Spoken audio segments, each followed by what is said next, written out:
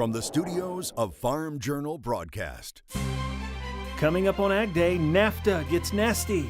These proposals run counter to WTO rules. This is troubling. An agribusiness tracking beef demand.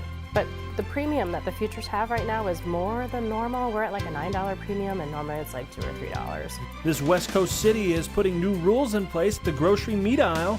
And meet a cowboy with a heart for football and farming. AgDay, presented by the Chevy Silverado. High-strength steel for high-strength dependability.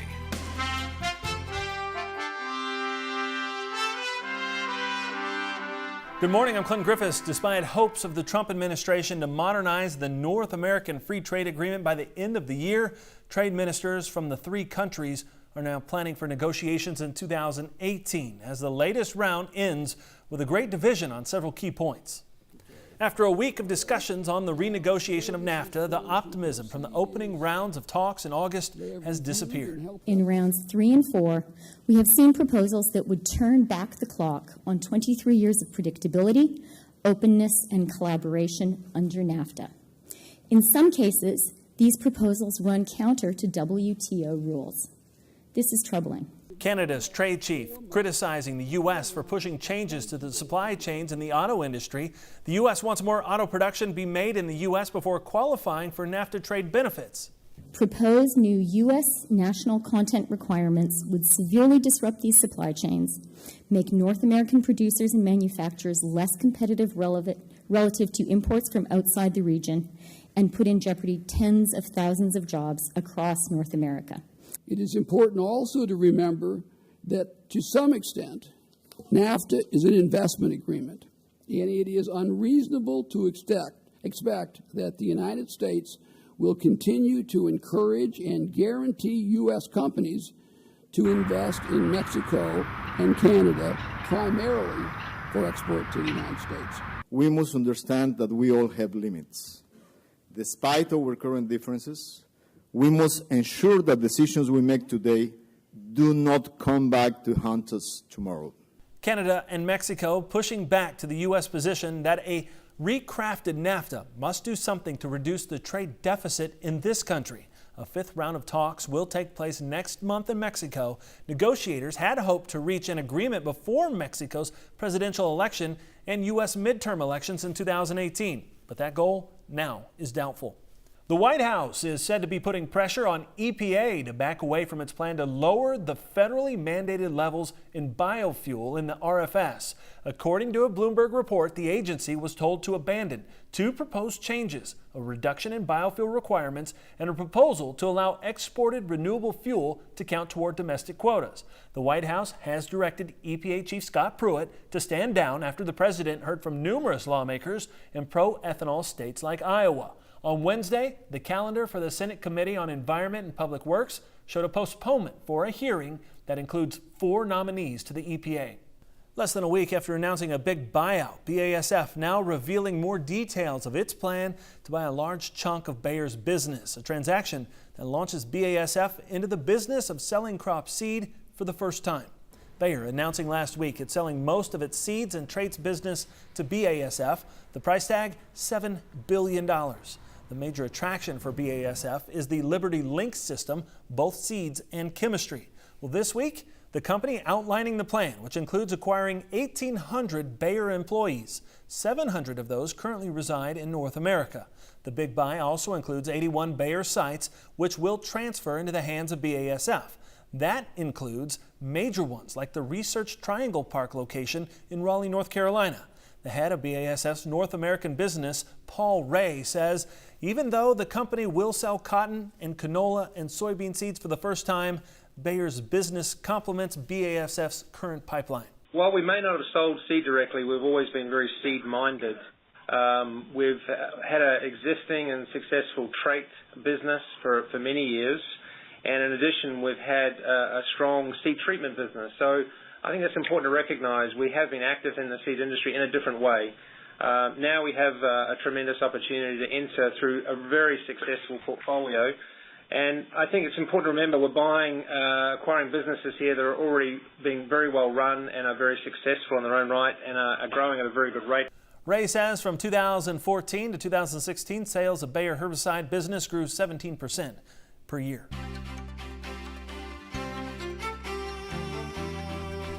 Cindy Clausen in for Mike Hoffman. She joins us on this Thursday morning with today's crop comments. Good morning, Cindy. Good morning, Clinton. We'll start crop comments in the Pacific Northwest with a look at winter wheat. NASS says the Washington crop is a bit behind in planting and emergence. 59% is out of the ground, 6 points behind the 5-year average. Crop reporters say more rain is needed to improve the winter wheat conditions. And across the country to Pennsylvania, where apple growers are busy right now with harvest. NASS says larger growers in Adams County have several more weeks before they finish, but smaller growers have wrapped up for the season. Yields are better than expected. And we've been enjoying some sunshine over the past couple of days in much of the eastern part of the country. We'll have more of that today, and I'll have more on your forecast in a few minutes. But for now, here are some hometown temps. This is Machinery Pete, inviting you to check out my new website, machinerypete.com, offering farmers tens of thousands of used equipment listings to search. Let Machinery Pete help you find and value your next piece of used equipment. We'll discuss beef demand and cattle markets as we head toward the end of 2017. That's next in agribusiness. And later, this cowboy's making headlines on the football field, but his passion lies in the farm field. The story today on In the Country. AgDay, brought to you by the Enlist Weed Control System. More weed control, less drift and volatility, maximum yield potential.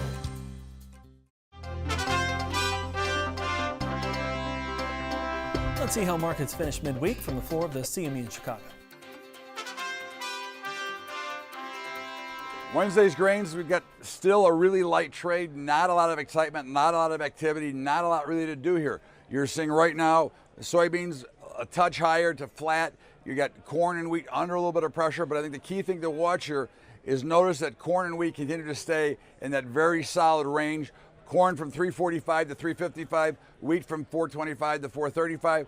They're not breaking down below there. Now, I don't care how much selling comes in, it does not look like they want to go much below where they are now. I think what's really seeing is we're starting to see some people build short positions again, which I think will result in an ending short squeeze that can break these out to the upside. I'm certainly looking for opportunities to buy and get long wheat and corn. The one concern in the complex still remains soybeans, which 977 is the key level. So now that we're above it, I would look to be a possible buyer off of 977. We get a pullback, looking for higher prices, but it could break back below and we could then check 940. But it's a very precarious trade right now in soybeans. Wednesday's livestock saw a pretty interesting day today. We had cattle and fats and feeders open lower, and all of a sudden, right around 114 and a half, fats decided that they no longer want to go lower, and they spiked up and started to make a rally and got as high as about 117. Hogs continue to defy logic, I think, here in December. They're higher again. I think you want to watch 63, 64 as an area to sell it. I believe to be really healthy, I think you need to see a pullback back into the 57 to 58 range before these markets are going to really take off to the upside. This is Todd Horwitz from BubbaTrading.com, coming from the floor of the CME Group in Chicago.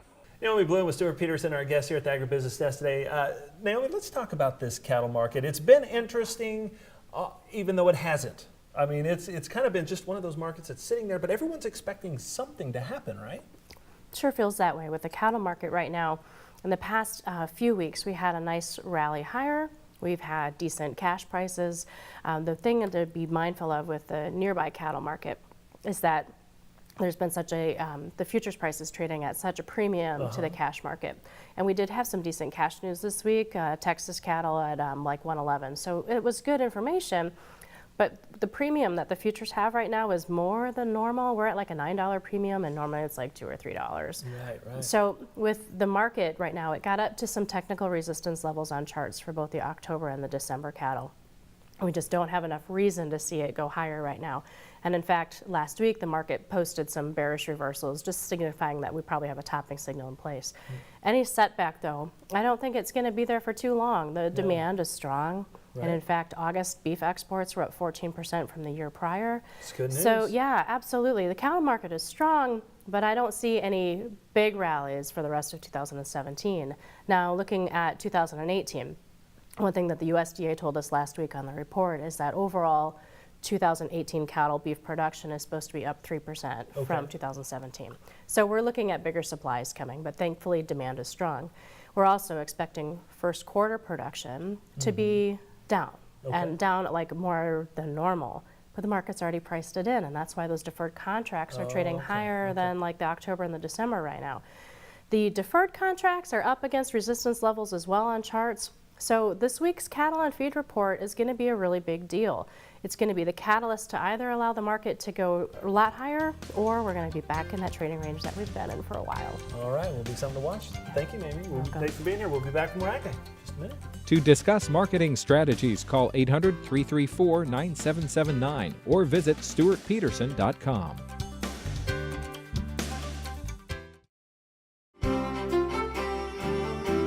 AgDay weather, brought to you by Kawasaki and the new Mule Pro FXR side-by-side. Ride like a boss with high-end styling and rugged capability. Welcome back to AgDay with Cindy Clausen. Cindy, as we look at the weather map, still most of the activity centered up in the Pacific Northwest. It really is, and it was kind of a wet weekend and early start to the week for a lot of the eastern parts of the country, but we've had some dry weather since then and a lot of sunshine. But really, that Pacific Northwest is where we'll focus today. We've got a cold front that's moving in off of the Pacific, and we're going to see just this activity continuing for the next couple of days in the form of rain and upper elevation snow. Further to the east, we have a couple of high pressure systems, and they're going to really kind of keep things high and dry. You can see the cold front that's heading over towards the northeast. Most of that energy and most of the moisture staying north of the border. Heading into Thursday night, the overnight hours, we're going to see that cold front. That'll bring some rain to parts of the northeast, but still the main focus is in the northwest with that rain and upper elevation snow, and there's a whole lot of nothing in between unless you're down in Florida and the southern parts of Texas, where we're going to have some spotty showers, maybe a couple rumbles of thunder there. Heading into Friday, kind of the same thing. Dry for most of the country, but the main focus will be in the Pacific Northwest and into Florida and parts of Texas. Let's take a look. The precipitation over the past 24 hours has been in, well, those couple areas, southern Florida and in the Pacific Northwest, where we've been seeing a couple of inches of rain, and of course we've had some upper elevation snow as well. Heading into the next 24 hours, you could see the focus across some of those southern sections, but especially into the northwest. Now, how much of this is falling as snow? Well, the last 24 hours, most of that was up in Canada. As we add on to the next 24 hours, you could see some of that falling in snow, especially those higher elevations. All right, let's take a look at temperatures, and we have been warming up over the past few days in the eastern part of the country. A lot of 60s and 70s, even some 80s across the southeastern United States, and we kind of have a mixed bag of temperatures in the west, 50s, 60s, and some 70s there as well in the northwest. Heading into the overnight hours, 40s and 50s for most of the country. Do have some 60s and 70s down south, and temperatures as we get into tomorrow still really pleasant for a lot of the folks in the eastern 2/3 of the country. A little on the cool side though as you get over towards the Pacific Northwest. Taking a quick look at the jet stream, and we'll put this into motion. You see this ridge that's moving across the eastern part of the country. A trough there will bring some cooler weather starting into the northwest and into the nation's midsection. Looks like a pretty big trough though as we get into the middle part of next week. That's a look at your national forecast. Now let's check on the weather where you live. Grand Mound, Washington, cooler with showers today and a high of 56 degrees. Mountain View, Arkansas, lots of sunshine and warmer with a high of 78 degrees. Lots of sunshine in Orchard Hill, Georgia as well with a high of 75. We'll continue to talk cattle markets next on Drovers TV, plus one major city cracks down on antibiotic use in livestock.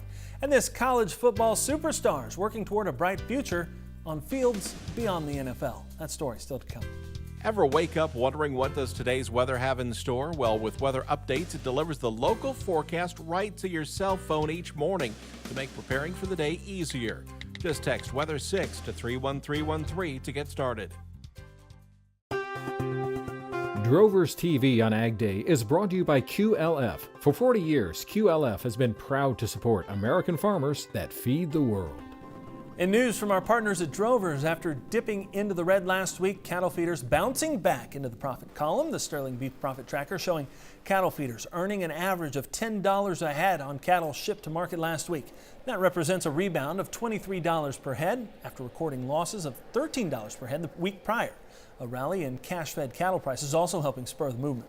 In other news from drovers, San Francisco has become the first U.S. city to require grocery chains with 25 stores or more to report annually the use of antibiotics in the raw meat and poultry they sell. Now, this would impact stores like Costco and Safeway. The San Francisco Board of Supervisors unanimously approving the ordinance, which will take effect next April. The rule applies regardless of where the meat is produced.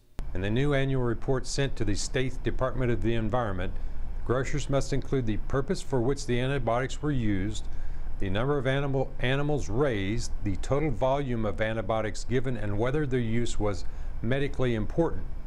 The ordinance could impose fines of up to $1,000 per day for violators.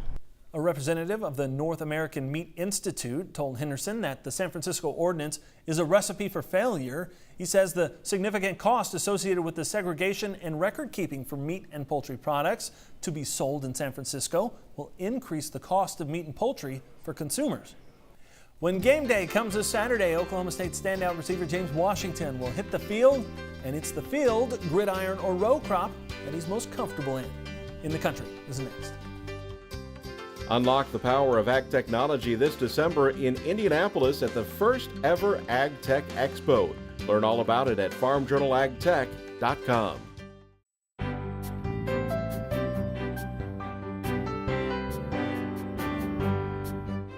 In the Country, sponsored by Kubota. Tractors, hay tools, utility vehicles, mowers, and more. Visit Kubota.com today. Like many of you, I enjoy college football, and each week I try to keep up with my alma mater at Oklahoma State. And this year, I'm following a young man named James Washington, who was just named to the midseason All-American team. But his passion for football is eclipsed only by his passion for fields of another kind. Lyndall Stout and our friends at Oklahoma State Sunup TV share his story. One of the best wide receivers in college football and likely top NFL draft choice is country at heart from the small town of Stamford, Texas, north of Abilene.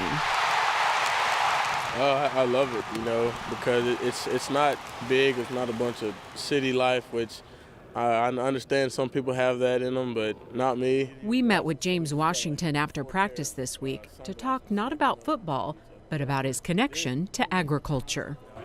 I enjoy, going out to farms and hunting and fishing with guys and just getting to be one with nature sometimes. It's pretty special, isn't it? It is. I enjoy every minute. James's dad has always worked on farms and ranches, and just this week they talked about challenges with the cotton crop. Here recently with the big rain, flooded a bunch of it, and it's not really growing, so it kind of looked like it got root rot or something. But having to deal with that, and so he'll miss this week's game, but hopefully my mom makes it and my cousins. In the meantime, it's business as usual on campus. Ag business, that is. When he's not playing ball, James is a regular student, currently a senior in the Agricultural Economics Department at Oklahoma State. Rodney Jones is his academic advisor and professor of ag finance. James is there very diligently. That class meets at 8 o'clock in the morning on Mondays and Wednesdays. Some students seem to struggle to make it to that class once in a while. James is not that kind of a student. James is there every Monday and Wednesday morning. And then we'll hit you again. James is on track to graduate in the spring after deciding to return to play a fourth year for the Cowboys. I think it says a lot about his character and the importance that he places on the educational component of his college experience. James says OSU's reputation as a top agriculture school means a lot to him. Growing up, I wanted a farm and ranch management degree, and here they offered 2, ag business, and then with a minor in farm and ranch. So that played a big part of my decision of coming here. And, from freshman year until now, I enjoy every minute of it with, the professors and the ag department there. They're all willing to help as much as they can, and I really enjoy them. James wants to be involved in agriculture. He wants to be a owner-manager of a farm or ranch at some point in his career. And no doubt Professor Jones will cheer him on then, just like he does now. You should see me in the stands when we're there with a group of people, and and James makes a good play. Yeah, it's that's my advisee. I know that guy. Thanks, Lindell. James and the Cowboys will be in his home state this weekend, taking on the Texas Longhorns. Go Pokes! That's all the time we have this morning. We're sure glad you tuned in. From all of us here at AgDay, I'm Clinton Griffiths. Have a great day. AgDay, brought to you by Ram Commercial, America's longest-lasting heavy-duty pickups.